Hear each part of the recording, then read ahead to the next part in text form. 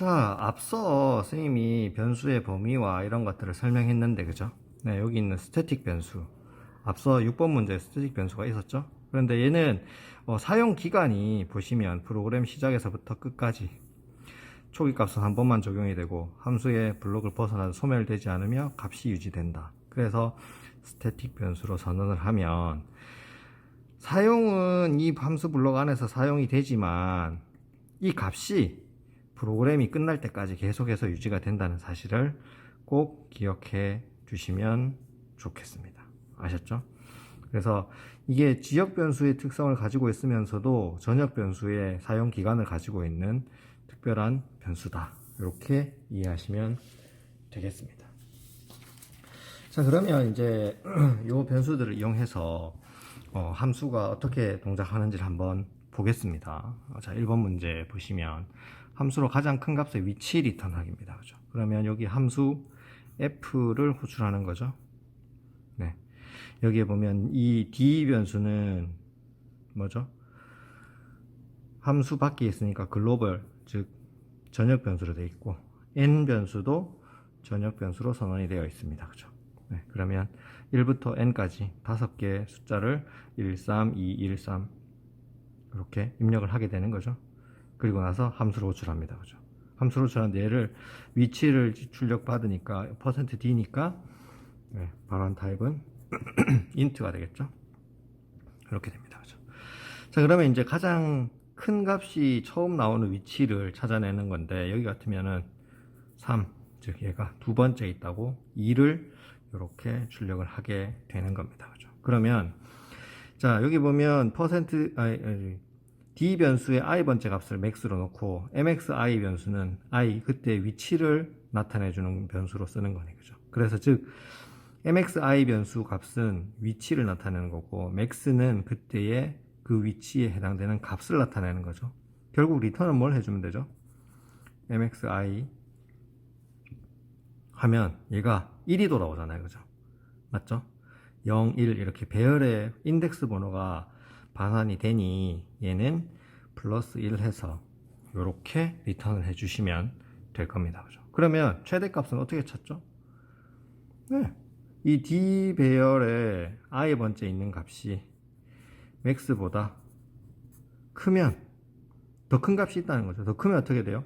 그때의 배열에 있는 값을 max 값으로 정하고 그때의 인덱스 위치를 mxi 변수에다가 지정을 하면 되겠다는 거죠.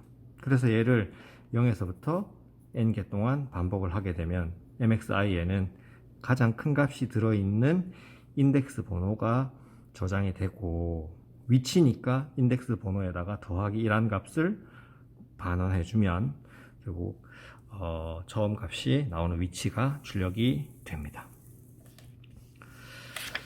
자, 두 번째 문제 한번 보시면 n개의 정수를 배열로 입력받고 원하는 값 k가 저장되어 있는 가장 처음 위치, 즉 이겁니다. 5개의 배열 값을 입력할 겁니다. 5, 3, 2, 4, 3 5개 입력하는데 3이 첫 번째로 어디 있느냐? 3은 여기도 있고 여기도 있죠. 그죠?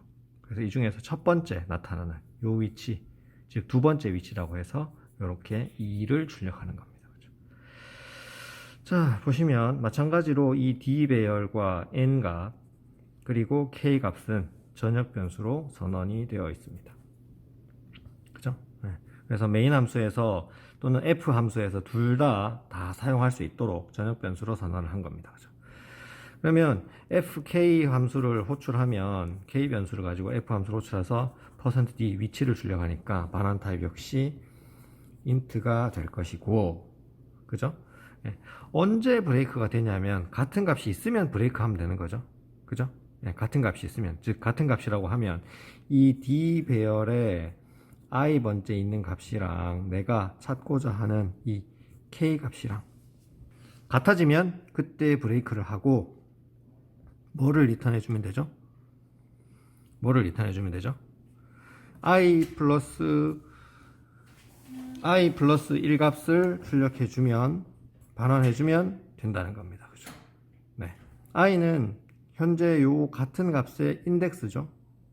같은 값의 인덱스니까 얘가 0, 1이 될 거 아닙니까? 그죠? 1에다가 더하기 1한 네, 값을 출력해주면 될 겁니다. 그죠? 네, 리턴해주면 됩니다. 만약에 찾는 값이 없으면 마이너스 1을 리턴해주고, 그죠? 찾는 값이 없다는 건 뭐죠? a가 내가 원하는 이 n까지, 즉 이 변수 5개까지 다 찾아봤는데도 없다는 거죠. 찾는 값이 중간에 있으면 이 반복문이 이 브레이크에 의해서 멈추게 되는데, 같은 값이 없게 되면 브레이크가 안 걸려서 i 값은 결국 n까지 가버리는 거죠. 그죠? 그래서 i 값하고 n 값하고 같아지면 결국 리턴 마이너스 1에서 결국 찾는 값이 없어지는 거고, 그렇지 않으면 i 배열의 i 인덱스 위치에다가 더하기 1한 값을 출력을 해서 반환해 주면 이 함수가 정확하게 동작을 하게 되는 겁니다. 이해하시겠습니까? 네. 자, 요렇게 해서 기말고사 대비해서 문제풀이를 한번 해드렸고, 마지막 남은 2회 지필평가도 최선을 다해서 지기 바랍니다. 네, 여러분들의 행운과 또